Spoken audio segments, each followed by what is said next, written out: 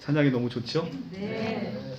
앵콜은 다음 이 시간에 또 정옥성도님 다음 이 시간에 앵콜송입니다.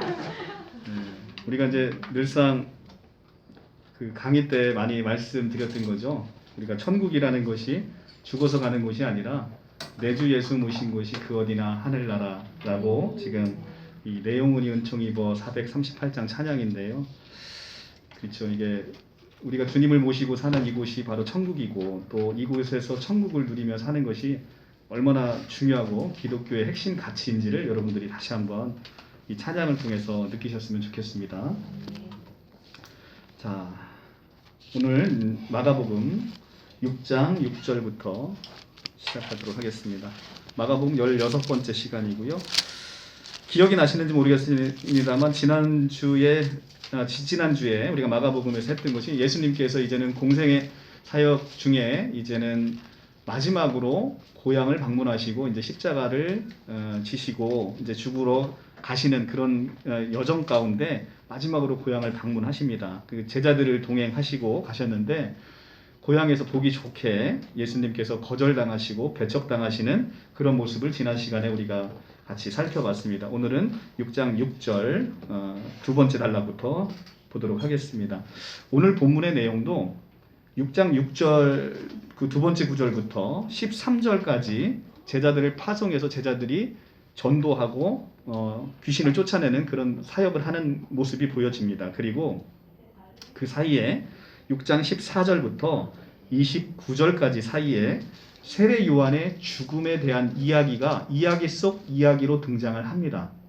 그리고 6장 30절부터 31절까지 다시 그 삽입 본문을 건너뛰고 6장 30절에서 31절 제자들이 파송되고 나서 다시 예수님에게 돌아와서 자기들의 사역에 대한 보고를 귀한 보고를 하게 됩니다. 그러니까 6장 6절부터 13절까지와 6장 30절과 31절 사이가 이어지는 것인데 그 이어지는 본문 사이에 샌드위치 구조로 삽입절을 세례 요한의 죽음에 관한 것을 이제 삽입해서 넣게 되어 있습니다. 그렇기 때문에 이 샌드위치 구조가 들어간 것은 지난번에 야이로 사건에서 여러분들이 보셨다시피 샌드위치 구조의 앞뒤에 묶이는 것과 그 다음에 그 안에 있는 샌드위치가 기묘하게 그 안에 의미의 연결이 같이 엮여 있단 말입니다. 그런 것들을 우리가 오늘 본문을 통해서도 같이 한번 자세히 보시면 훨씬 은혜가 될 것으로 보입니다. 같이 말씀 보겠습니다.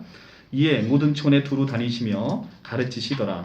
12제자를 부르사 둘씩 보내시며 더러운 귀신을 제어하는 권능을 주시고 명하시되 여행을 위하여 지팡이 외에는 양식이나 배낭이나 전대의 돈이나 아무것도 가지지 말며 신만 신고 두벌 옷도 입지 말라 하시고 또 이르시되 어디서든지 누구의 집에 들어가거든 그곳에 떠나기까지 거기 유하라.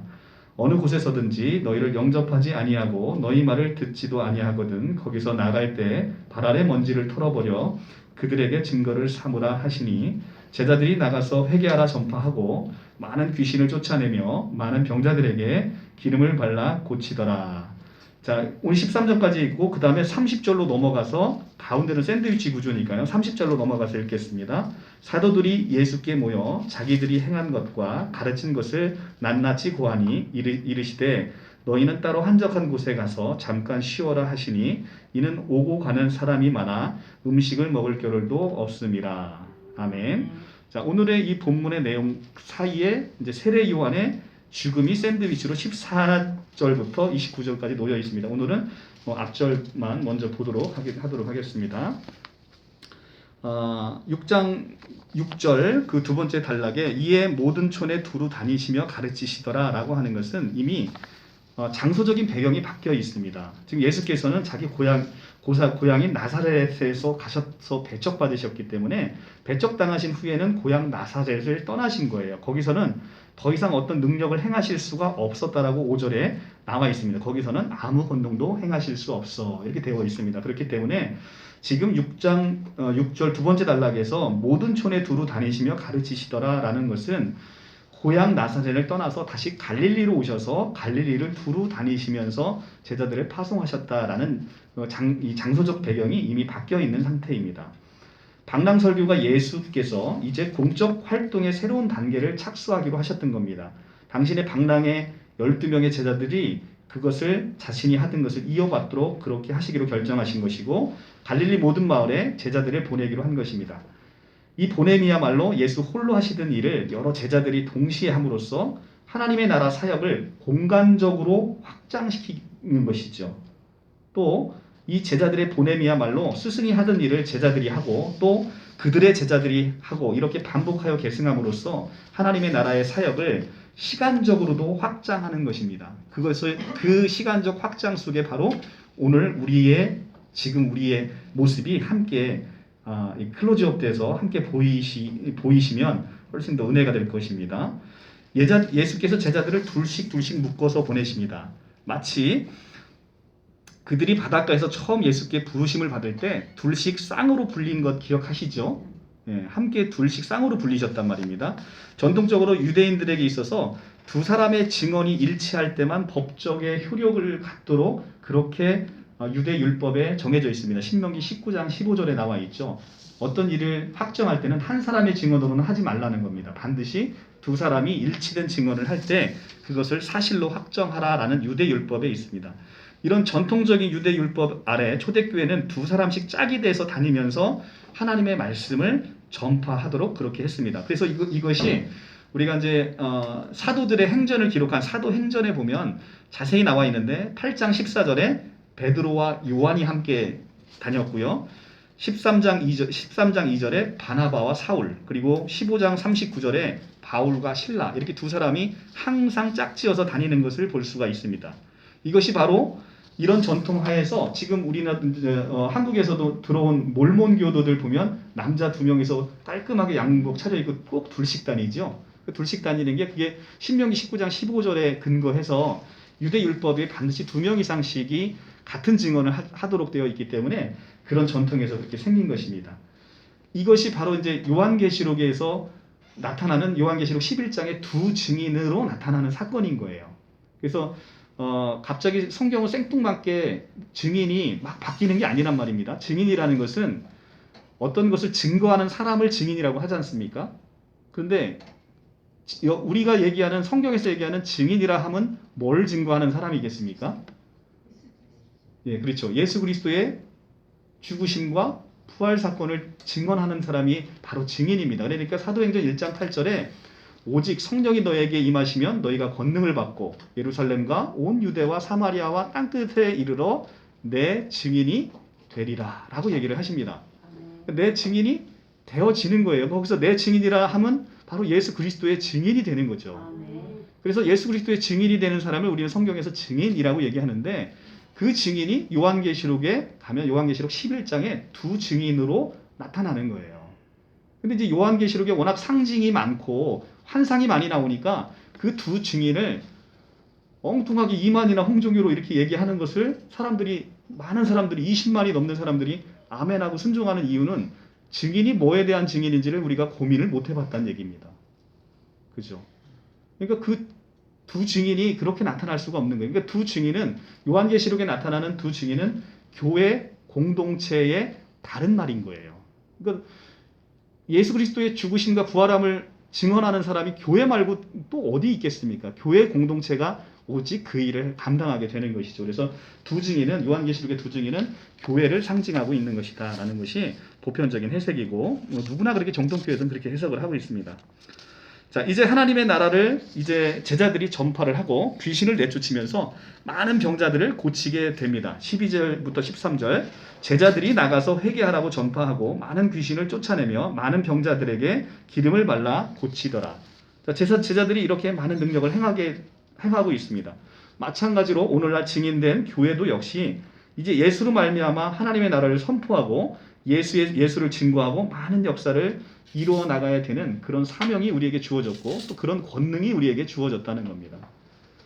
자, 그런데 오늘날 교회는 왜 그렇게 힘이 없을까요? 오늘날 교회는 초대교회의 이 증인이 됐던 제자들과 그 사도들에 비하면 정말 힘이 없고 초라한 모습으로 서 있는 것 같습니다. 그것은 복음에서 멀어져 있기 때문에 그런 것 같아요.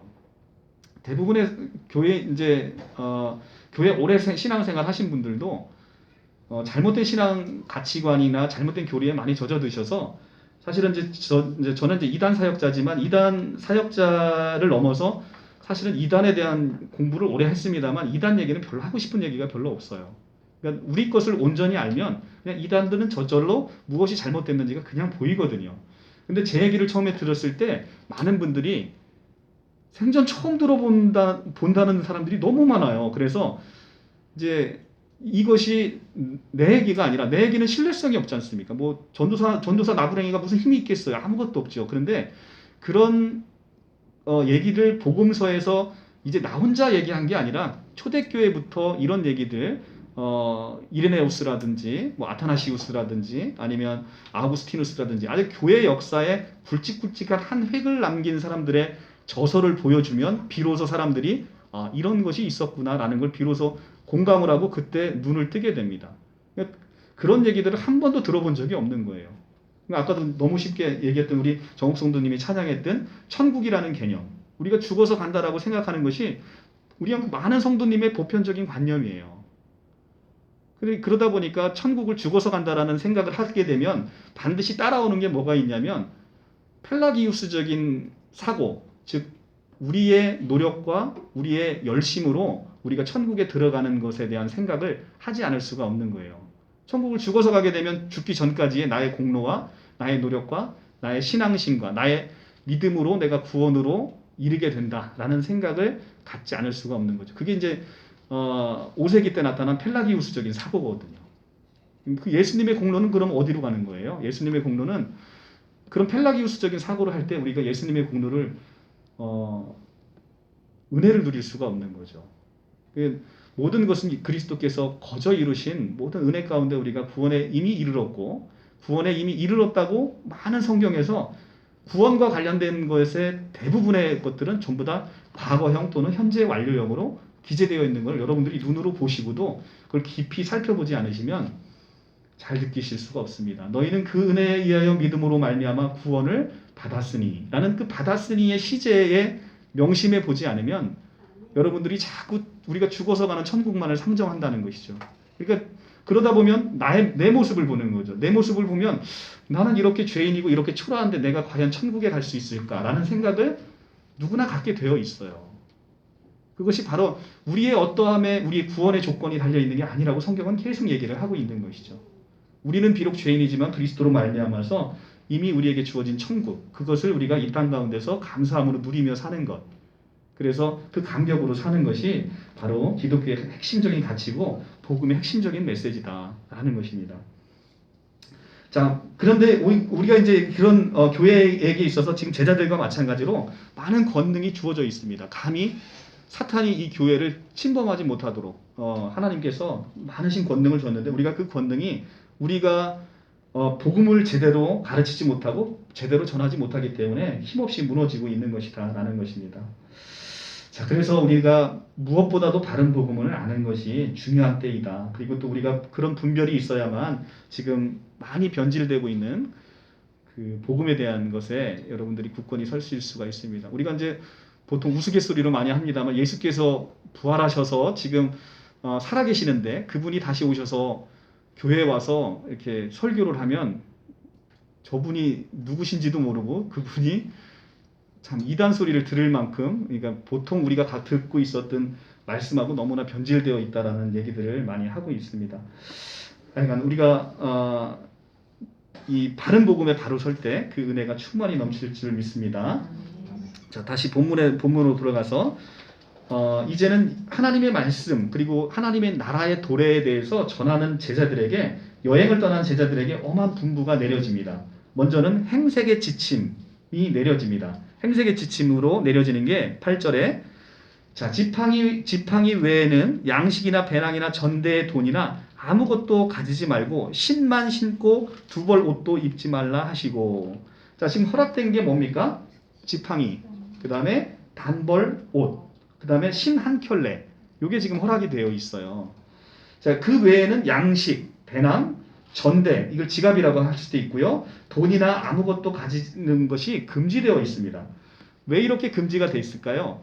이것은 비단 임박한 종말론 때문에 생길 수 있는 말일 수도 있지만 그들이 만나는 사람들이 곧 불쌍한 하류층에 있는 사람들이 대부분이었고 그 빈민집 사람들과 자신을 동일시하라는 명령이었습니다. 그 하나님의 나라의 전령은 재물과 소유욕에 집착해서는 안 된다는 것이죠. 그들과 함께 하는 삶, 즉 그들처럼 살고 그들과 나누며 살고 마침내 그들이 되어 함께 사는 그런 삶이 선교에 있어서 가장 중요하다는 것이 예수님의 의도였던 것입니다.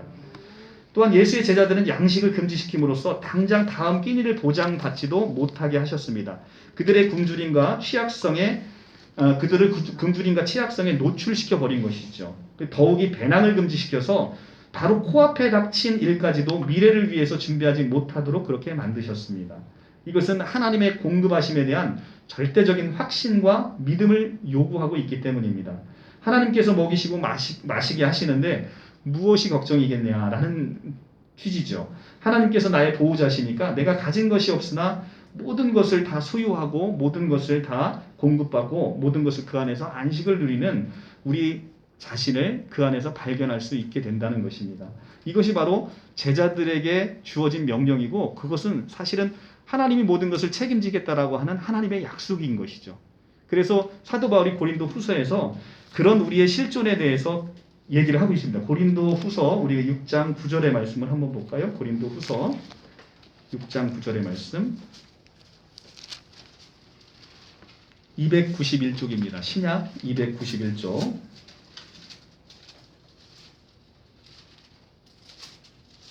신약 291쪽 6장 9절에서 10절의 말씀을 한번 합독해 보도록 하겠습니다. 시작. 무명한 자 같으나 유명한 자요 죽은 자 같으나 보라 우리가 살아있고 징계를 받은 자 같으나 죽임을 당하지 아니하고 근심하는 자 같으나 항상 기뻐하고 가난한 자 같으나 많은 사람을 부유하게 하고 아무것도 없는 자 같으나 무엇을 가진 자로다. 아멘. 자, 이것이 바로 우리의 실존적 모습이라는 겁니다. 자, 앞에 있는 부분은 이 땅을 살아가고 있는 우리의 모습일 수 있는 거예요. 우리는 무명한 자 같아요. 그런데 실상 우리는 어떤 자라는 거예요? 유명한 자라는 거예요. 자, 우리가 막 세상의 권력과 그 명예를 갖고자 하는 게 이렇게 유명해지고자 하는 우리의 그 마음속에 있는 욕망 아니겠습니까? 그런데 우리는 겉으로는 무명한 자 같으나 실은 우리가 이미 유명한 자고 우리가 죽은 자 같은데 우리가 여전히 살아있고 징계받은 자 같으나 죽임을 당하지 아니하고 근심하는 자 같으나 항상 기뻐한다는 겁니다. 우리가 겉으로는 늘 세상 가운데 근심 걱정 속에 사는 것 같아요. 그런데 믿음 안에 사는 우리는 그 안에 항상 기쁨이 있는 거예요. 우리가 걱정하고 근심하지 않을 수 없어요. 걱정하지 말고 근심하지 말라고 한다고 그게 안 되는 게 아니지 않습니까? 그죠? 말은 쉬운데 걱정 없이 근심 없이 사는 사람이 어디 있겠습니까? 그런데 우리가 주께로 나올 때 우리는 항상 기뻐하는 존재로 우리가 되어 있다는 거예요. 그러니까 우리가 가난한 자 같죠. 뭐 남들보다 더 못 사는 것 같아요. 그런데 우리는 모든 것을 가진 예수 그리스도를 가짐으로 말미암아 그분을 내가 소유했잖아요. 그죠? 우리가 딸 나면 좋은 곳에 부잣집에 시집 보내고 싶은 거 아닙니까? 왜 그렇죠? 그 남편이 가진 게 바로 내 딸이 가진 거잖아요. 근데 우리는 성경에 있어서 우리는 항상 여성이라고 얘기를 했습니다. 남성도 여성이에요, 성이. 왜냐하면 한 남편인 우리 신랑인 예수 그리스도에게 우리가 시집가야 되는 존재들이지 않습니까? 그러니까 우리 근데 그 신랑이 어떤 분이에요? 온 우주를 다 가지신 분이잖아요. 그러니까 그 온 우주를 다 가지신 분이니까 얼마나 땅 부자, 돈 부자 그런 분에게 우리가 시집을 가시니 우리는 항상 겉으로 보기는 가난한 자 같으나 항상 부유한 자라는 거예요. 아무것도 없는 자 같으나 모든 것을 가진 자라죠. 근데 모든 것을 가질 수 있는 분은 딱 한 분밖에 없잖아요. 하나님 한 분. 어떤 사람이 빌 게이츠가 세상에서 제일 부자라고 하는 빌 게이츠, 요즘은 아마존으로 바뀌었죠. 그 아마존 회장이 세상에서 제일 부자다. 근데 그분이 모든 것을 가지셨나요? 못 가졌죠. 어린 반푼어치도 없죠. 근데 이 모든 걸 가진 분이 바로 그분을 바로 이 성경에서 뭐라고 얘기하냐면 바로 성도라고 얘기를 한다는 거죠. 그러니까 여러분들은 이 모든 걸 가지신 분으로 이미 이게 실존적으로 여러분들에게 이루어졌다는 겁니다.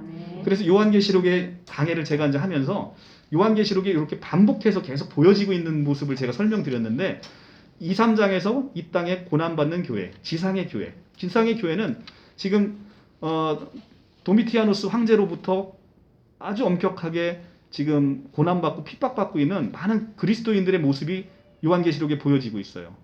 근데 그런 모습들이 다시 2, 3장이 끝나면 4, 5장에서 다시 하늘에 아름답게 성부 하나님과 어린 양과 함께 아름답게 찬양을 드리는 모습이 다시 4장, 5장에 그려지고 있어요. 계속 요한계시록은 다시 또 6장으로 내려가면 다시 고난받는 교회 다시 내려가 있고 다시 또 하늘에 완성되어 있는 교회 계속 번갈아 가며 보여주고 있단 말이죠. 왜 그러겠습니까? 지금 이 땅에서는 고난받고 있지만 여러분들의 실존은 하늘에서 이렇게 아름답게 완성되어 있는 그런 상태다라는 것을 그 고난받고 있는 성도들에게 알려주고 싶은 거예요. 이것이 바로 하나님이 여러분들에게 주는 계시라는 겁니다. 하나님의 여러분에게 주는 계시는 어떤 사람을 통해서 뭐 이상한 무당 점치듯이 보여주는 그런 개념이 아니고 하나님께서 어린 양을 통해서 이루신 그 하늘에서 이루어진 모든 것들, 이것들을 하나님의 방법으로 여러분들이 알 수 있도록 계시하는 것. 그것이 바로 집대성된 것이 바로 이 성경이라는 거죠. 그래서 우리가 성경을 봐야 될 필요성이 바로 여기에 있는 것입니다. 자, 하나님에 대해서 이렇게 하나님께서는 우리에게 주신 것이 너무나 놀라운 것이죠. 모든 것을 다 가지신 분을 우리에게 허락하심으로 그분을 통해서 우리가 모든 것을 가진 자로 모든 유명한 자가 된 자로 우리를 그렇게 이미 만들어 주시고 그렇게 되었다라고 선포해 주신다는 거죠. 우리가 이제 이 장에서 마태복음과 비교해 보면 굉장히 좀 재미난 장면을 볼 수가 있습니다. 아까 지금 마가복음에서 허락된 게 뭐라고 얘기했죠? 신, 옷 한 벌, 지팡이. 이 세 개가 허락이 됐어요. 그러면 마태복음은 과연 똑같이 기록이 돼 있을까요? 한번 가서 볼까요? 마태복음 10장 10절을 한번 보겠습니다. 마태복음 10장 10절.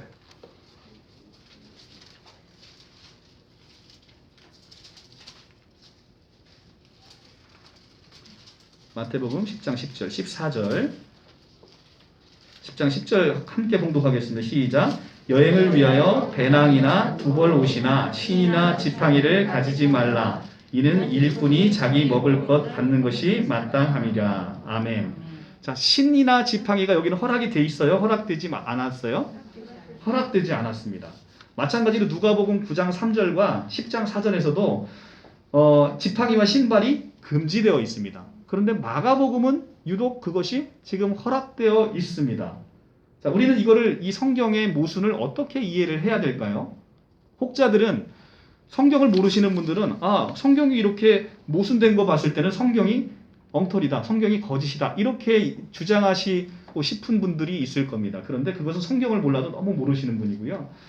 성경은 하나님께서 말씀하신 걸 받아쓰기에서 쓰여진 책이 아닌 거예요. 성경은 우리가 그래서 조직신학 할 때 제가 유기적 영감이라는 단어를 썼습니다. 유기적 영감이라는 것은 그 저자들의 가치관, 그 저자들의 언어 습관, 그 저자들의 모든 갖고 있는 모든 환경을 함께 이용하셔서 하나님께서 하시고 싶은 마가를 통해 하시고 싶은 말씀, 마태를 통해 하고 싶은 말씀, 누가를 통해 하시고 싶은 말씀을 각각 우리에게 전해줘서 더 복음서가 풍성하게 하도록 그렇게 유기적 영감으로 구성되어 있다라고 말씀을 드린 거예요. 하나님의 말씀을 받아쓰기 하는 것이면 그것은 그러면 사실은 마태나 마가나 여러 사람, 성경의 저자가 46명인데 46명의 저자가 필요 없는 거죠. 그냥 한 사람 통해서 쭉 받아쓰기 하면 되는 거지. 여러 사람을 골라 쓸 이유가 전혀 없습니다. 자, 근데 이것을 그래서 이런 모순을 피하기 위해서 어떤 이들은 이렇게 해석을 합니다. 마태와 누가에서 금지되어 있는 것은 신발이 금지되어 있는데 이것은 여분의 신발, 그러니까 본래 신고 있는 신발 외에 여분의 신발과 여분의 지팡이로 이걸 이해하면서 이 모순을 피해 가려고 하는 해석이 있습니다. 이제 그 WBC 주석 마태복음 467쪽에 보면 그렇게 해석을 했는데 저는 좀 생각이 좀 다릅니다. 이제 여러분들이 이제 마가복음을 오랫동안 저를 통해서 계속 이제 보셨는데 마가복음은 좀 다른 복음서에 비해서 좀 특별한 점이 있지요. 그게 뭐냐면 제자들의 어리석음을 계속해서 부각시켜서 보여주고 있다는 거예요. 그런데 마태복음은 마가복음과 달리 제자들이 굉장히 뛰어난 모습으로 계속 그려져 있어요. 기본적인 시각 자체가 다르지 않습니까? 그죠? 그리고 복음서 중에 가장 먼저 쓰인 게 뭐라고 그랬습니까? 마가복음이 제일 먼저 쓰였다라고 얘기를 하고 있어요. 그리고 마가복음이 쓰여 있고 마가복음이 쓰인 전제에서 마태복음과 누가복음이 쓰였는데 그러다 보니까 마태와 누가처럼 뒤로 갈수록 제자들은 더욱더 똑똑해지고 하나님의 말씀에 더 순종하는 모습으로 그려져 있습니다. 그런 제자들에게 더 엄중한 조건이 요구되고 있는 것은 어찌 보면 지극히 당연할 수도 있다는 겁니다.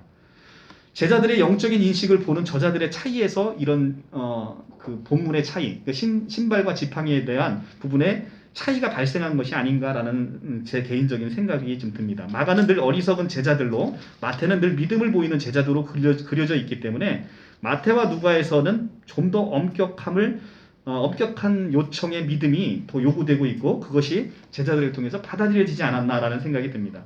그리고 또 한 가지 더 깊이 살펴볼 것은 영적인 의미에 있어서 신발이라는 개념이 무엇을 뜻하는 것인가 우리가 한번 볼 필요가 있어요. 신발은 이미 모세가 거룩한 땅을 밟을 때 신을 수 없는 것임이 출애굽기를 통해서 이미 우리에게 보여주고 있습니다. 우리가 거기서 신발의 영적인 의미를 한번 살펴볼 필요가 있다는 거죠. 출애굽기 3장 5절로 한번 가볼까요? 출애굽기 3장 5절.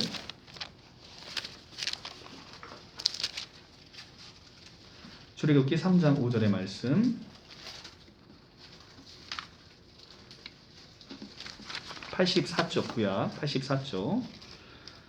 다 같이 합독하겠습니다. 시작. 하나님이 이르시되 이리로 가까이 오지 말라. 내가 선 곳은 거룩한 땅이니 내 발에서 신을 벗으라. 아멘. 자, 이미 여기 출애굽기에서 나왔습니다. 신을 벗으라는 의미가 무슨 의미겠습니까? 첫째는 신은 돌아다니면서 온갖 그 오물질이 다 묻어 있는 게 신발이에요. 그러니까 당연히 거룩과는 좀 반대되는 의미이겠죠. 그리고 또 신은 발에 신는 겁니다. 근데 발을 보호하는 것인데 이 발이라는 것이 몸의 90%가 발에 의해서 움직이고 있습니다. 그러니까 움직임이라는 것 자체가 우리의 생각과 우리의 의도를 나타내고 있습니다. 그러므로 발이 몸의 주도권이자 생각의 주도권이라고 볼 수가 있는 것이죠. 신을 벗으라는 것은 주도권의 변화를 지시하신 것입니다. 모세가 80세가 되는 동안에 자기 방식으로 세상을 바꿔보려고 이미 많이 노력을 했습니다만 실패하고 말았습니다. 그리고 이제부터 모세의 꿈이 하나님께서 모세의 꿈을 대신 이루어지는 방식으로 이제는 이루겠다라는 약속으로 신을 벗어버리라는 거야. 그러니까 이제는 너의 노력과 너의 의도에서 네가 주도하는 삶에서 벗어나서 이제 하나님을 의지하는 삶으로 바꾸라는 것입니다. 그렇게 사람의 계획이 끝나야 하나님의 계획이 비로소 시작이 되는 것이고 사람의 시간이 끝나야 하나님의 시간이 비로소 시작되는 것을 모세에게 알려주고 있는 겁니다. 그게 바로 신을 벗으라라는 의미의 중요한 영적인 의미를 가지고 있는 것이죠. 그래서 이 신의 의미는 그렇게 우리가 이해를 하고 있고 이 엄격한 의미, 주도권, 자신의 생각과 의도에서 이제는 하나님의 의도와 생각에 초점을 맞춰서 살아가는 삶으로 바꾸라는 것. 이것이 바로 신을 벗으라, 신을 신지 말라라는 것의 의미이고 이것의 영적인 의미가 마태와 누가로 가면서 더욱더 엄격하게 요구되어 있다는 것을 우리가 볼 수가 있는 것입니다. 마찬가지 지팡이는 어떤 의미가 있냐면 지팡이는 외적인 힘, 심지어 자기 권세와 외적으로 자기를 지켜주는 지팡이를 통해서 이제는 우리가 방해를 걸을 때 자기를 위험으로부터 방어할 수 있는 외적인 힘을 우리가 지팡이를 통해서 얻고 있습니다. 이것을 근데 지금 여호와께서는 사용하지 말라라고 얘기를 하는 거예요. 그 사용하지 말라는 의미에는 여호와를 의지하라는 얘기입니다. 이제는 지팡이를 의지하지 말고 세상의 힘, 세상의 권세를 의지하지 말고 여호와를 의지하라라는 의미가 영적인 의미로 숨어 있는 것이죠. 지팡이는 언제든지 여호와가 떠나면 뱀으로 바뀌어지게 되어 있습니다. 좀 보시면 출애굽기 바로 옆에 4장 3절을 한번 볼까요? 4장 3절에 여호와께서 이르시되 그것을 땅에 던지라 하시매 곧 땅에 던지니 그것이 뱀이 된지라 모세가 뱀 앞에 피하매. 자, 지금 지팡이 4장 2절에 가면 여호와께서 그에게 이르시되 내 손이 있는 것이 무엇이냐 그가 이르시되 지팡이니이다. 지팡이인데 이 지팡이를 여호와께서 이르시되 그걸 땅에 던지라고 하니까 이것이 뭐가 됩니까? 뱀이 됩니다. 여호와가 함께 할 때 비로소 지팡이는 우리에게 의지가 될 수 있는 것이지 여호와가 떠난 지팡이는 아무런 의미가 없는, 그건 오히려 뱀이 되는 거예요. 우리가 하나님을 의지하는 것이 중요한 것이지 지팡이 자체를 의지하는 게 중요한 것이 아니다라는 것이 영적인 메시지에서 이렇게 오는 것입니다. 그래서 마가복음에서는 마태와 달리 이것을 이제 허용했는데, 이런 의미에서 마태복음에서는 더 똑똑해지고 더 거룩한 제자들에게 이 영적으로 더욱 엄격한 행색의 지침이 더욱더 요구된 것이 아닌가라는 것이 제 개인적인 사견입니다. 여러분들이 뭐 어떤 견해가 되든 뭐 큰 의미가 없는 견해이기 때문에 여러분들이 은혜가 되시는 방식대로 선택하실 수가 있습니다. 자, 옷 한 벌이 허락이 됐습니다. 근데 이 여기서 옷이라는 것은 옷의 실체가 뭡니까? 옷의 실체가 성경에서는 그냥 옷은 뭐 우리가 옷일 수 있어요. 그런데 성경에서 얘기하는 것은 다 성경의 모든 말씀이 예수 그리스도와 관련되어 있는 거예요. 요한복음 5장 39절, 너희가 성경에서 영생을 얻는 줄 알고 성경을 상고하거니와 이 성경은 곧 나에 대하여 얘기한 것이다 라고 예수님 말씀하시잖아요. 그러니까 성경에 있는 모든 것들은 그리스도와 관련해서 생각지어지지 않는 것이 단 한 개도 없다는, 모든 말씀, 거기서 모든 말씀인 거예요. 모든 말씀은 그리스도와 관련되어 있는 말씀이에요. 그러면 우리가 옷을 입는다라고 할 때 그 옷은 도대체 무슨 옷인 것인가 성경에서 우리가 살펴볼 필요가 있죠. 갈라디아서 3장 27절을 한번 볼게요. 갈라디아서 3장 27절.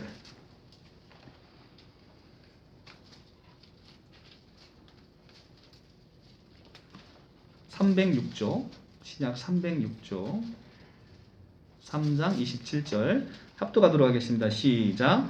누구든지 그리스도와 합하기 위하여 세례를 받은 자는 그리스도로 옷 입었느니라. 아멘. 자, 그리스도로 옷 입었어요. 우리가 옷 한 벌이 허락이 됐습니다. 그 옷은 바로 뭐예요? 그리스도. 예수 그리스도인 거예요. 우리가 그리스도로 옷 입는 거예요. 그거 말고는 더 이상의 옷이 필요 없는 거예요.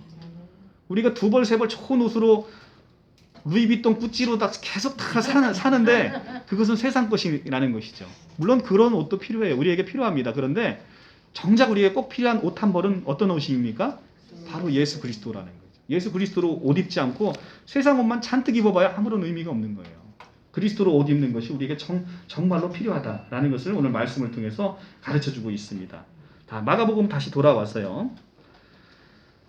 자, 9절에 신만 신고 두 벌 옷도 입지 말라 하시고. 자, 우리 주 예수 그리스도로 옷 입고 그리스도만 의지하라는 거예요. 하나님만 의지하라는 겁니다. 그리고 10장 10절 또 이르시되 어디서든지 누구 집에 들어가거든 그곳을 떠나기까지 거기 유하라고 얘기를 하십니다. 그리고 어느 곳에든지 너희가 영접하지 아니하고 너희 말을 듣지 아니하거든 거기서 나갈 때 발 아래 먼지를 털어버려 그들에게 증거로 삼으라고 그렇게 명령을 하십니다. 자, 방랑하는 제자들은 앞으로 영접과 거절 이 두 가지 모두를 경험할 것을 지금 예수께서 미리 말씀을 하고 있습니다. 영접은 반가운 일이죠. 마을 사람들이 예수의 방랑자들에게 잠자리와 먹을 것을 제공할 것입니다. 그래서 흥겨운 식탁 교제가 될 것입니다. 밥상과 사귐으로 거기서 하나님의 나라가 건설될 것입니다. 그리고 한 집에 들어가면 그 집을 떠나기까지 거기서 유해야 합니다. 더 나은 숙식, 더 나은 후대를 위해서 이리저리 옮겨서는 안 된다는 것이죠. 적을지라도 주어진 것으로 만족하면서 하나님의 공급하심에 감사하고 살아가는 것이 바로 우리들에게 주어진 그런 하나님의 명령하심이고 우리들의 운명이 바로 그런 것이다라는 겁니다. 거절의 경우에는 굉장히 뼈아픕니다. 하나님의 나라의 소리에 대한 들음을 거부하는 것입니다. 듣기를 거부하고 문전박대를 할 때엔 발길을 돌리면서 반드시 발 아래 먼지를 털어버려 그들에게 증거를 삼으라고 하십니다. 이것은 하나의 상징적인 행위입니다. 본래 유대인이 이방 지역에서 들어오면 발 아래 먼지를 털어버렸습니다. 이방의 부정한 것은 털옥이라도 남기지 말라는 뜻이었습니다. 거절당한 제자들은 이러한 행위를 사귐의 취소로 간주하고 관계의 절연을 뜻하는 행위로서 이런 행위를 지금 요구받고 있습니다. 바로 사도행전 18장 6절에 있는 말씀하고 같은 맥락의 말씀입니다. 이런 영접이 없으면 소리도 없고 들음도 없으면 치유도 기적도 없어지게 되는 것이죠. 믿음은 들음에서 나고 들음은 그리스도의 말씀으로 말미암는다라고 말씀하고 있잖아요. 기본적으로 들음이 없으니까 믿음이 생길 수가 없어요. 그러니까 하나님의 나라가 이 땅 가운데 왔는데 그 하나님의 나라를 영접하지 못하는 거예요. 하나님의 나라의 소식을 듣지 못하기 때문에. 그런 자들에게 말씀은 길 위에 떨어진 씨앗 경우와 같습니다. 우리가 네 가지 밭 비유 배웠죠. 길가밭에 떨어진 것은 어떻게 합니까? 바로 새가 와서 그 씨를 말씀을 먹어버리는 거예요. 그러니까 그 말씀이 자랄 수 있는 기회조차가 없는 것입니다. 바로 지금 이것을 말씀을 거절하는 자들에게 있어서는 바로 길 위에 떨어진 씨앗의 경우와 같이 하나님의 나라는 그렇게 본인에게 찾아왔으나 본인 스스로가 하나님의 나라를 거절하게 되는 것이죠. 하나님의 나라는 그들과 상관없는 그런 나라가 되어버리는 것입니다. 이것은 마가의 예수 이야기에서 예수 없이 제자들이 떠나는 첫 번째 전도 여행이었습니다. 그것도 일종의 현장 실습과도 같은 여행이었습니다. 그들은 예수와 같이 쓰라린 배척을 당하고 실패할지 모릅니다. 그런데 체념하거나 좌절해서는 절대 안 되죠. 예수님처럼 오히려 더욱더 거절당한다고 해서 체념할 것이 아니라 더 왕성하게 하나님의 나라를 전해야 됩니다. 그렇게 하다 보면 예수님 사후에도 예수님처럼 꿋꿋하게 복음을 전할 수가 있는 것이죠. 보내니처럼 살고 보내니처럼 행하고 보내니의 목적을 수행하면서 살아야 되는 것. 이것이 바로 제자들의 숙명인 것이죠. 여러분들은 예수님의 제자인가요? 아멘. 그러면 여러분들도 예수님처럼 살고 예수님처럼 행하고 예수님이 보내신 목적대로 살아가는 삶. 그것이 바로 우리들의 삶인 거죠. 아멘. 그러니까 우리가 요한복음 4장에 가면 우리가 이제는 신령과 진정으로 예배를 드려야 된다라고 얘기를 합니다. 신령과 진정으로 드리는 예배가 도대체 어떤 예배가 신령과 진정으로 드리는 예배인 것인가? 우리가 로마서 12장 1절에 가면 그 의미를 좀 확인할 수가 있어요. 너희 몸을 거룩한 산 제사로 드리라는 것이. 이것이 너희가 드릴 영적 예배라라고 얘기를 합니다. 우리의 삶 자체가 그리스도에게 맞춰져서 그리스도를 기쁘게 하고 그리스도를 소망하고 그리스도 안에서 안식하고 행복해 하는 것. 이것이 바로 우리가 드릴 거룩한 산 제사고 이게 영적 예배라는 거예요. 그 영적 예배라는 것이 그냥 뭐 거창한 게 아닙니다. 우리가 그리스도와 연합해서 그리스도를 위해 살고 그를 위해서 죽는 것. 그것이 바로 우리가 드릴 영적 예배, 거룩한 산 제사로 드리는 것. 우리 몸을 거룩한 산 제사로 드리는 것. 이것이 바로 성경이 우리에게 요구하고 있는 것이다 라고 합니다. 자, 근데 성경이 우리에게 이걸 요구한다고 해서 여러분도 걱정하실 거 아무것도 없어요.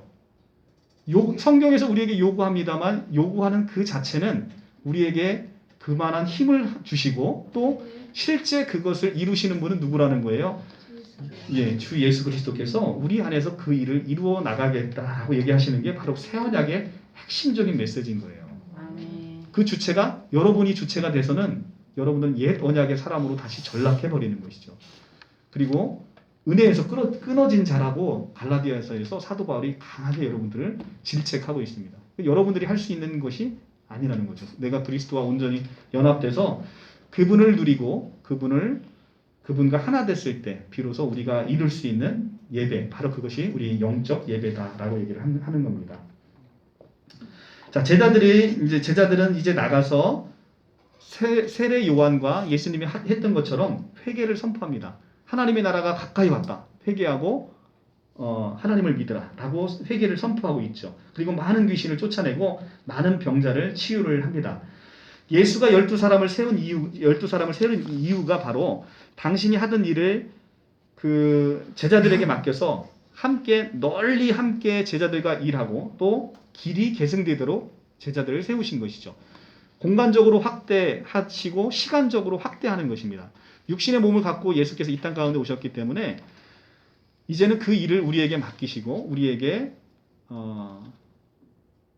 성령의 권능을 받고 그리고 예루살렘과 온 유대와 사마리아와 땅끝까지 이르러 내 증인이 되라고 말씀하신 내 증인이 되리라 라고 얘기를 합니다. 우리가 증인이 되고 싶다고 되는 게 아니라 예수의 명령으로 말미암아서 우리는 증인의 삶을 살아갈 수밖에 없는 그런 운명을 가지고 있다는 거죠. 아멘.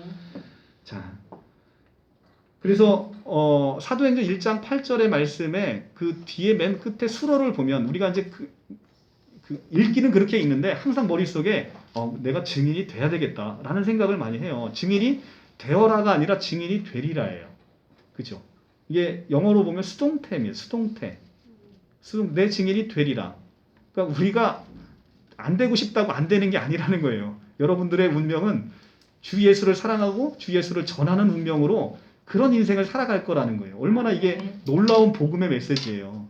이건 정말 축복입니다. 여러분들이 이제는 예수님에게 벗어나고 싶어도 벗어날 수 없는 그런 운명을 살아가고 계시는 분들입니다. 아멘. 그것이 축복입니다. 아멘. 네.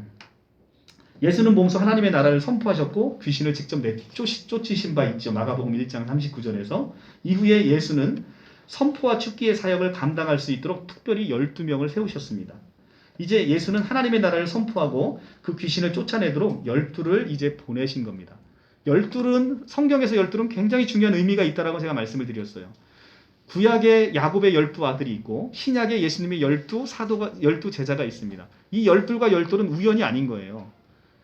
유대 묵시 문학에서 3과 3은 하늘의 숫자고 4는 땅의 숫자예요. 3 더하기 4는 7이 돼서 이 7이 온전수가 되는 거예요. 이 완전한 수가 완전수가 되는 거예요. 3 더하기 4가 완전수가 되듯 3 곱하기 4, 3, 4, 12, 12는 또 다른 완전수가 되는 겁니다. 그러니까 구약은 12명으로 대표되는 것이고 신약도 12명으로 대표되는 거예요. 이 12명의 제자의 부르심 속에 누가 들어있다? 바로 여러분들이 우리가 함께 들어가 있는 거예요. 아멘. 그래서 함께 예수님이 부르실 때 여러분도 함께 불림을 당했고 이 제자 12명이 파송될 때 여러분도 함께 그곳에 파송이 되어 있다라는 얘기를 하고 있는 겁니다. 그래서 이 12를 세우신 것은 굉장한 의미가 있다. 그래서 요한계시록의 마지막에 거대한 성, 그 거룩한 성 예루살렘이 나타날 때 12지파의 이름과 12사도의 이름이 함께 거기에 쓰여져 있잖아요. 12사도의 이름이 쓰여져 있다는 건 우리 이름이 그 거룩한 성에 쓰여져 있다라는 얘기를 하고 있는 겁니다. 자, 예수님의 이 사역을 이어가는 건 일종의 위탁입니다. 그들을 보내심은 예수께서 예수의 자신의 사역을 계승시키는 것이죠. 살아생전에 예수는 제자들을 갈릴리 마을에 보냈으나 실상은 당신 과업을 완수하라고 미래 속으로 보낸 것이죠. 그 미래 속으로 보낸 그 과정에 서 있는 게 바로 누구냐? 바로 여러분들 자신이라는 것이죠. 우리 자신이라는 겁니다. 언젠가는 스승의 시대가 가고 제자들의 시간이 올 것입니다. 그리고 지금 우리는 그 시간에 와서 지금 살고 있습니다. 스승과 제자는 이렇게 앞일을 앞으로 예수님이 십자가에 달려 죽으시고 예수님이 없는 시대를 이제는 우리끼리만 그 복음을 전해야 되는 그 시대로 지금 준비하고 있는 것입니다. 12이 사역을 마치고 돌아오는데 마가는 그들에게 사도라는 새로운 칭호를 주고 있습니다. 6장 30절에 사도들이 예수께 모여라고 되어 있어. 사도들이라는 새로운 칭호를 줍니다. 12는 전무후무하게 여기서만 사도로 불립니다. 여기서만 사도로 불리고 더 이상 마가복음에서 사도라는 단어는 나오지 않습니다. 사도란 무엇입니까? 12는 자신의 사명을 완수함으로써 사도로서 새로운 정체성을 얻게 된 것이죠. 예수와 함께 있을 때 우리는 예수의 제자입니다. 예수의 제자입니다. 그러나 예수께 보냄을 받은 그 사람, 우리는 예수의 사도들이 되는 것이죠. 사도라는 건 제자로 키워진 자를 보냈다는 겁니다. 보내진 자를 사도라고 부르는 것이죠. 우리는 모든 그리스도의 사명은 예수의 제자로서 그리고 예수의 사도로서 절망 중에 빠진 자들에게 하나님의 나라가 도래됐음을 선포해 주는 거예요. 그 나라의 권능이 이미 임했다라고 우리가 그 나라의 권능을 행사해서 하나님의 나라의 도래를 알려주는 겁니다. 아무런 소망 없이 사는 사람들 얼마나 많아요. 세상에 아무런 소망도 없이 빛도 없이 사는 사람들이 너무 많다는 겁니다. 그들에게 너희에게 새로운 희망이 있다, 새로운 소망이 있다라고 알려주는 거예요. 근데 그 소망, 우리가 우리 자신을 보면 아무 소망 없어요. 무슨 소망이 있겠습니까? 저만 봐도 그래요. 아무 소망이 없어요. 참으로 너무나 안타까운 사건 지난주에 광주에서 발생했죠. 그죠? 그냥 차가 시내버스 지나가 정차하고 있는데 건물이 그냥 폭삭 무너져서 그 안에서 사람들이 압사해서 사람이 이 운명을 달리하는 그런 안타까운 일이 벌어졌단 말이죠. 얼마나 이게 기구한 운명. 우리 인생이 사실은 다 그런 거예요. 우리가 이 땅에 소망을 두고 살아가면 아무런 의미가 없다는 거죠. 언제 죽을지도 모르는 그런 인생을 살아가는 게 바로 우리의 운명이라는 거죠. 야고보서 4장 14절에 하는 말씀. 너희 생명이 무엇이냐? 너희는 잠깐 있다가 없어지는 안개니라. 우리는 안개와 같은 인생을 사는 거예요. 잠깐 있다가 없어지는 안개와 같은 인생을 사는 겁니다. 그 안에서 내가 얼마나 이 희망을 갖고 소망을 갖고 살 수 있느냐를 보는 거죠. 성경은 여러분들 자신을 보면 절대 희망이 없다라고 얘기를 합니다. 우리 자신을 보면 절대 소망이 없다는 거예요. 왜냐하면 늘 죄짓고 우리가 하는 건 죄짓는 것밖에 하는 게 뭐 있어요? 아무것도 없잖아요. 그거밖에 하는 게 없는 우리에게는 소망이 없다는 거죠. 그래서 아무 소망이 없는 너희에게 이제는 참 소망이 오셔서 우리를 완전히 대체할 때, 우리의 인생이 완전히 바뀌어버릴 때, 그리고 우리의 생명이 완전히 바뀌어버릴 때, 그때 우리에게 참 소망이 생긴다는 것이죠. 우리가 갖고 있는 이 생명으로는 아무런 능력을 행할 수가 없습니다. 그래서 이제는 우리에게 하나님의 생명, 우리가 한 번도 가져보지 못한 그 하나님의 생명을 우리의 생명과 완전히 바꿔서 이제는 우리가 하나님의 생명으로 사는 것이죠. 이게 놀라운 복음의 놀라운 선포예요. 하나님이 하나님의 생명을 인간에게 허락하셨다라는 거죠. 개미가 사람이 되는 것도, 그러니까 원숭이가 사람이 되는 것도 놀라운 변화인데 하물며 피조물인 인간이 하나님의 생명이 돼서 하나님과 같은 하나님의 아들의 신분을 얻는 것, 정말 놀라운 변화이죠. C.S. 루이스가 그 놀라운 변화를 그렇게 조각상이 사람이 되는 것보다 훨씬 더 놀라운 사람이 하나님처럼 돼버리는 하나님의 생명을 갖게 되는 이 놀라움을 아주 잘 표현을 하고 있습니다. 그것은 굉장히 놀라운 사건이라는 것이죠. 여러분들은 그런 사건을 경험하게 되고 이제는 실제로 내가 하나님을 그냥 기도 속에서만 아버지라고 부르는 게 아니라는 거예요. 우리가 기도할 때는 하나님 아버지 잘 나와요. 그런데 실존에서는 내가 하나님을 아버지라고 느끼지 못하는 게 실존적인 우리의 문제라는 거죠. 성경은 내가 무엇인가를 만들면 나와 동일한 속성을 가질 수가 없어요. 그렇죠? 내가 이 핸드폰을 만들었다. 이 핸드폰 안에 나의 생명을 담을 수 없다는 거죠. 내가 무엇인가를 만들면 나와 동일한 속성을 만들 수가 없어요. 그것을 반드시 나와 동일한 속성을 갖게 만들려면 내가 나아야 되는 거예요. 내가 나아야 되는 겁니다. 낳지 않으면 만들어진 것은 만드니와 같아질 수가 없다라는 거죠. 그래서 우리는 반드시 하나님으로부터 다시 태어나야 된다는 거죠. 우리는 지금 피조물이라고 우리가 얘기하잖아요. 피조물인 상태에서는 우리가 하나님의 생명과 하나님의 속성을 가질 수 있다 없다? 없어요. 그렇기 때문에 반드시 우리는 죽고 새로 태어나야 되는 거예요. 그래서 시편 2장 7절의 말씀 한번 같이 볼까요? 시편 2장 7절의 말씀에 이 놀라운 말씀이 이것이 영적으로 여러분들이 이해가 돼야 이 말씀이 이해가 돼야 성경 전체의 말씀이 보이기 시작할 거라는 겁니다. 2장 7절의 말씀 시편 2장 7절 805조 다 같이 합독하겠습니다. 시작. 내가 여호와의 명령을 전하노라. 여호와께서 내게 이르시되 너는 내 아들이라. 오늘 내가 너를 낳았도다. 아멘. 자, 만들어진 피조물에 불과한 여러분들이 창세기에 보면 인간이 만들어진 과정이 나오잖아요. 그 만들어진 피조물에 불과한 우리 인간들이 이제는 하나님의 방법으로 이제는 내가 너를 만드는 게 아니라 내가 너를 낳았도다라고 얘기를 하는 거예요. 이것이 바로 우리를 향한 오늘의 말씀인 거예요.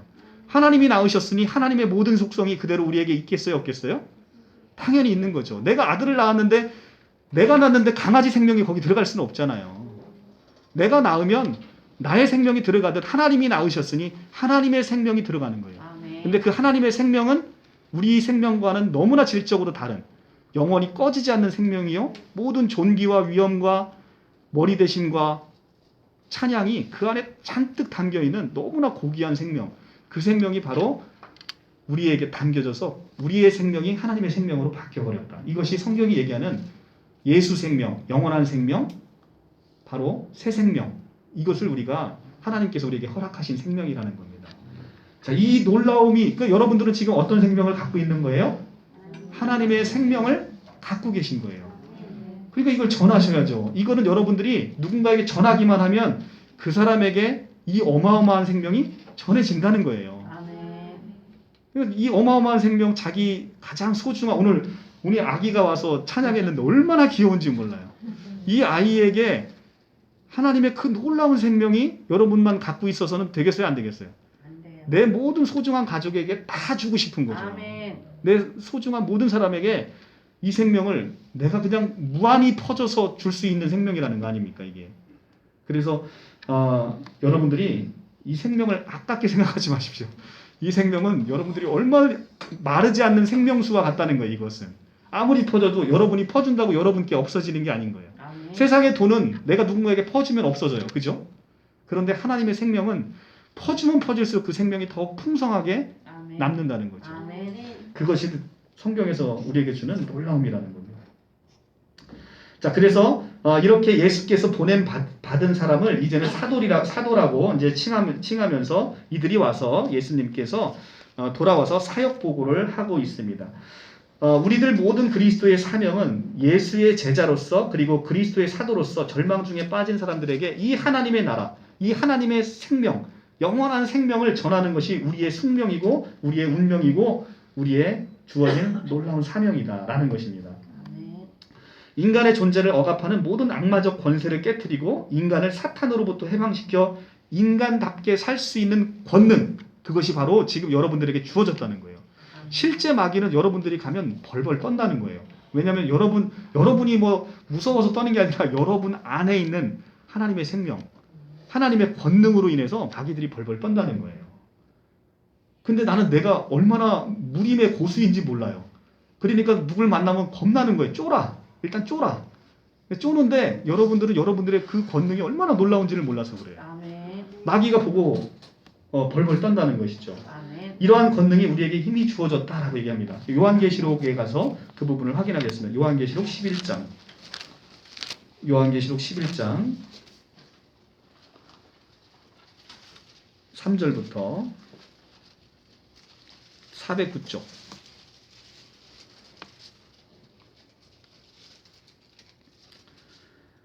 내가 나의 두 증인에게 권세를 주리니. 자, 권세를 준답니다. 두 증인이 아까 누구라고 얘기했습니까? 이만희 홍종이라고 얘기했습니까? 교회라고 얘기했어요. 그죠? 교회에게 권세를 주리니 그들이 굵은 베옷을 입고 1260일, 이게 3년 반이잖아요. 그죠? 1260일을 예언하리라. 그들은 이 땅의 주 앞에서 두 감람나무와 두 촛대니 만일 누구든지 그들을 해하고자 하면 그들의 입에서 불이 나와서 그들의 원수를 삼켜버릴 것이요 누구든지 그들을 해하고자 하면 반드시 그와 같이 죽임을 당하리라. 얼마나 큰 권세를 여러분들 이 두 증인에게 주었는지 아시겠죠? 자, 그들의 권능은 6절 그들이 권능을 가지고 하늘을 닫아 예언하는 날 동안 비가 오지 못하게 하고. 자, 이거 하니까 누가 생각납니까? 엘리야가 생각나죠. 엘리야의 모든 권능을 지금 여러분들에게 허락했다는 거예요. 또 권능을 가지고 물을 피로 변하게 하고. 자, 이거 생각하니까 누가 생각나요? 모세가 생각나죠. 엘리야의 권능과 모세의 권능을 바로 이 두 증인 교회 공동체에게 이 권능이 허락되어 있다는 거예요. 아무 때든지 원하는 대로 여러 가지 재앙으로 땅을 치리로다.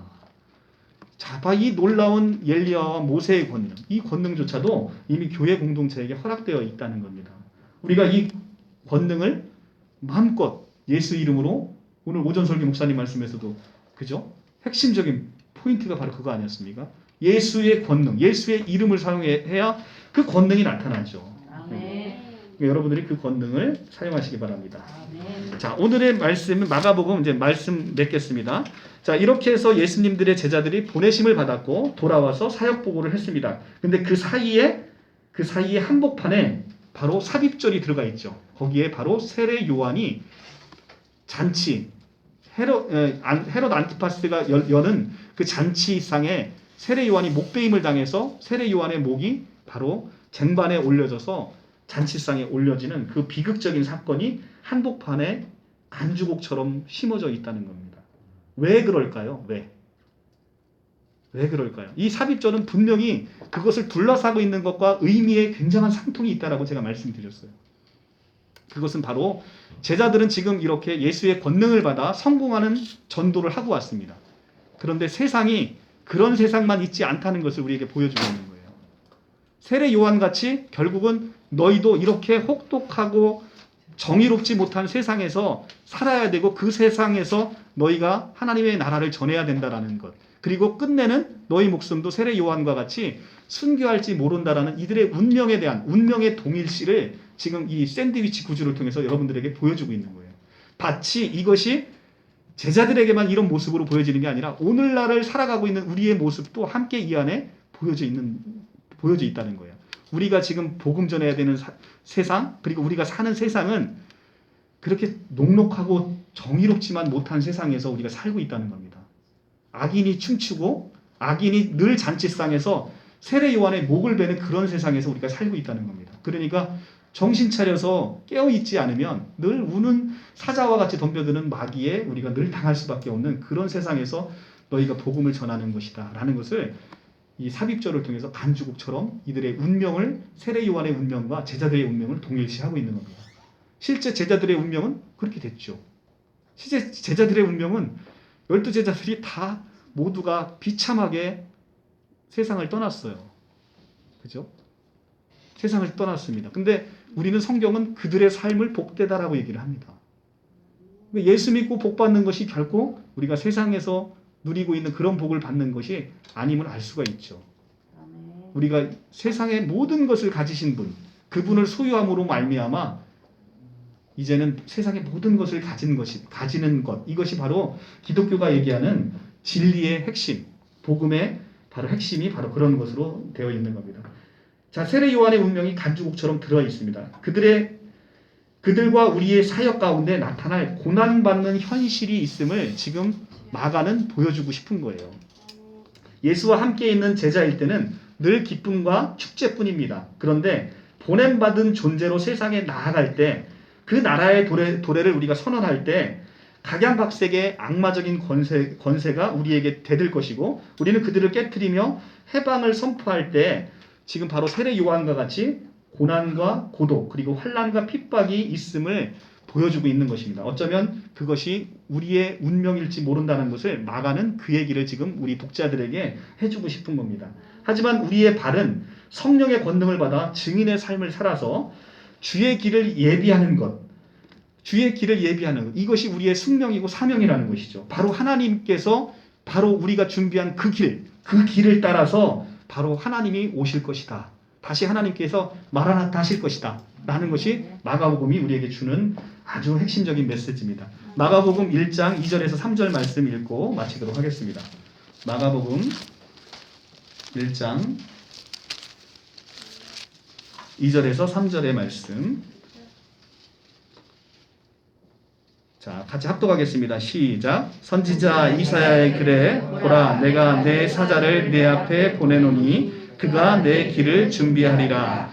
광야에 외치는 자의 소리가 있어 이르되 너희는 주의 길을 준비하라. 그의 오실 길을 곧게 하라. 아멘. 바로 이겁니다. 우리가 복음을 전해서 세례 요한이 예수의 길을, 초림에 오신 예수의 길을 준비하듯 이제는 다시 오실 재림 예수의 길을 이제는 제자된 우리가, 사도된 우리가 예수께서 오실 그 길을 준비해야 되고 우리가 준비한 그 길을 통해서 예수께서 다시 오신다.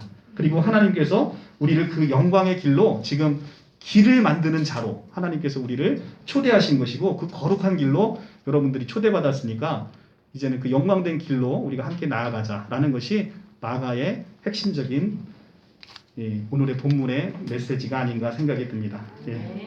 마치도록 하겠습니다. 자, 기도하고 마치겠습니다.